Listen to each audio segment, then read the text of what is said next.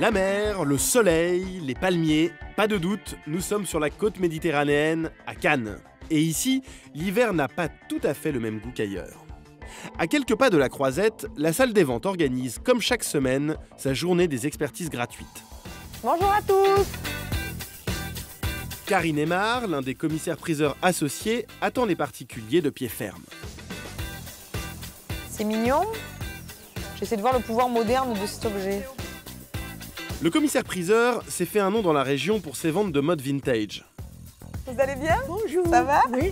Et justement, elle retrouve une fidèle de la salle des ventes qui lui apporte quelques belles pièces. Prenez votre sac, installez-vous tranquillement. Qu'est-ce que vous m'amenez de beau? Ça, c'était quand j'étais jeune et belle. Ok. C'était il n'y a pas si longtemps. Ça fait 15 ans que je viens ici. C'est très sympa. Les maîtres, les commissaires-priseurs sont très sympas. Et ça vous plaît? Ouais. Voilà. Beaucoup. Beaucoup. Karine Aymar sort tous les vêtements et n'hésite pas à faire un peu d'humour. Oh! Mais tu as de la couleur, hein? Celui-là, il fait un peu mal aux yeux, hein? On va faire des orages avec tout ça, hein? Ah oui, j'espère. Qu'est-ce qu'on a? On a un beau foulard de la maison Yves Saint Laurent. Il est sympa, il a des couleurs gaies. Années 80-90 Oui, probablement. 90. Ouais, 90, vous avez raison. Le bleu nuit, c'est très joli, c'est une couleur qui est à la mode. À mettre autour du cou, c'est des couleurs Saint Laurent, c'est sympa ça. On peut imaginer pour ce genre de foulard un prix autour de 30 à 50 euros. Ça vous va, madame? Tout à fait d'accord. Avec son œil affûté, les expertises sur les vêtements sont toujours assez rapides. Le commissaire-priseur passe déjà à la deuxième pièce. Vous deviez être toute belle là-dedans, c'est pour l'été. Pareil, ça c'est années 90. Oui, oui. Yves Saint Laurent. Une jolie tunique sur un legging, c'est très joli. C'est très coloré, c'est moderne. La fronçure, elle est très très bien faite. Même la doublure là, c'est très joli. C'est du beau travail quand même, Saint Laurent. C'est des choses de qualité. De toute façon, on les payait. Hein. Mais si à l'époque, ces vêtements de couturier coûtaient cher, en 20 ans, ils ont quasiment perdu toute leur valeur.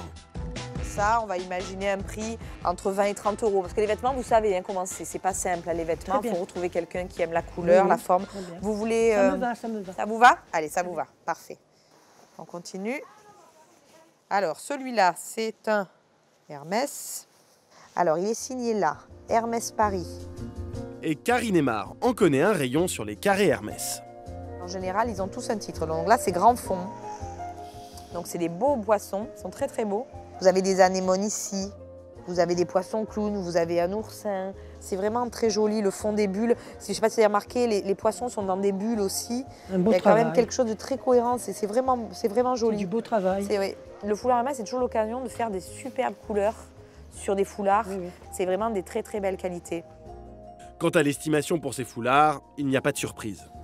Au niveau du prix, c'est tarifé. Entre 80 et 120. Oui. Voilà. Oui. Concrètement, il peut aller jusqu'à 150 s'il est très beau, que beaucoup de gens le veulent. Oui. C'est bon? Très bien. Je pense qu'il fera un petit peu plus. Hein. Impeccable.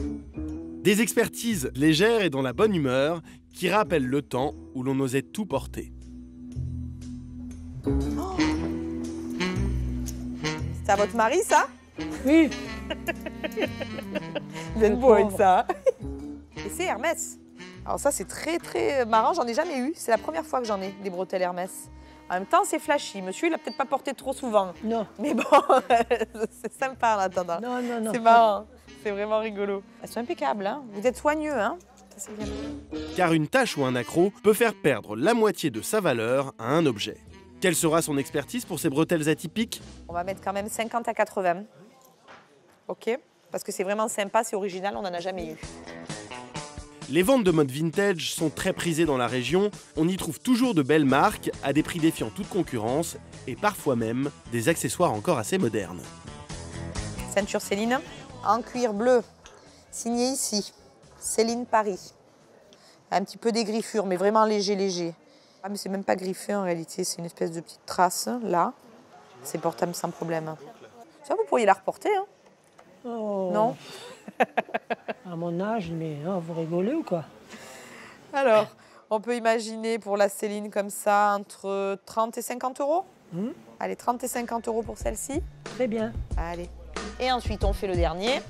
Petit sac Cartier, vous ne mettez plus? Non. Un sac que le commissaire-priseur replace tout de suite dans son époque. Il faut savoir que c'est une maison qui, dans les années 70, a fait beaucoup de sacs à main, notamment ces sacs à main avec ce bordeaux bien particulier. Et il y en avait beaucoup, plein de modèles différents. Le prix tient compte de l'état à un moment donné. La personne qui va le racheter, là, va falloir qu'elle le fasse cirer. Il n'est pas de toute jeunesse. Si vous regardez, il a beaucoup de griffures. Celui-là, vous l'avez porté pour le coup. Oui, donc celui-là, on va lui mettre un prix entre 20 et 40 euros. Voilà, celui-là parce qu'il est quand même, il a des usures. OK ? Bien décidée à tout laisser pour une prochaine vente, cette dame est prise en main par une collègue du commissaire-priseur pour l'enregistrement de ses vêtements. La particulière qui suit arrive bien chargée. Elle est pas toute elle est assez lourde, c'est pour ça que j'ai pris une petite valise. Alors, c'est une ménagère, une partie d'une ménagère qui, paraît-il, est en argent massif. Donc, je voudrais avoir votre avis. Okay. Alors, la ménagère en argent.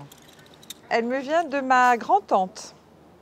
Ça fait plus de 30 ans que je l'ai et je m'en suis jamais servie.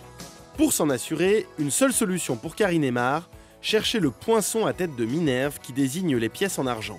Après un rapide coup d'œil, elle le trouve. Oui, casqué. Oui. Voilà. Ah oui, ça, oui. c'est le poinçon argent. Ça, c'est le poinçon argent. Donc en fait, il y en a 2 ou 3 poinçons. Il y a 2. Vous avez le poinçon d'argent et le poinçon d'orfèvre. De l'orfèvre. De celui qui a fait.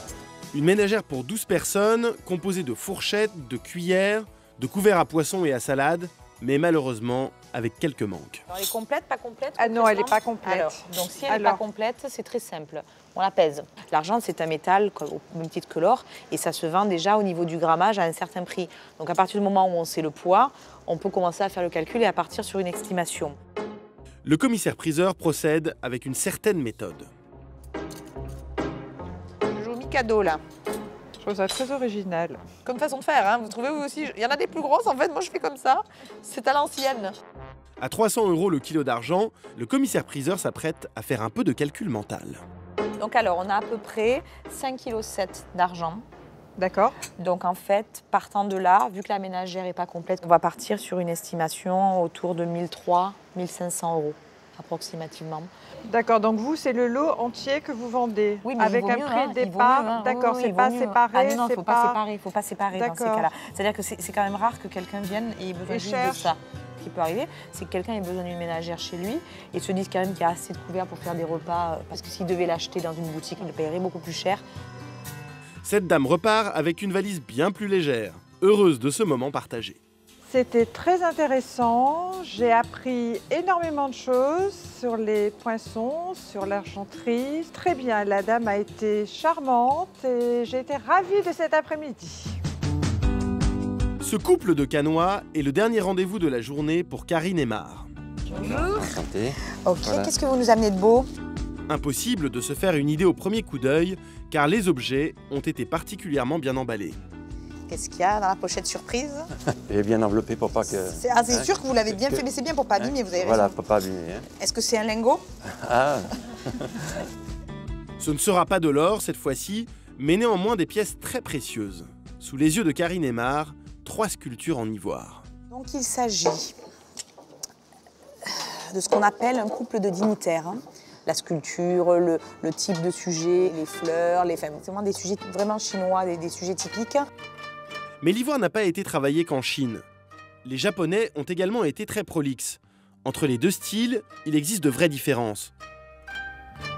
En Chine, vous avez les dieux de la prospérité, vous avez les empereurs, vous avez des pêcheurs éventuellement. L'art japonais a peut-être plus une multitude de sujets.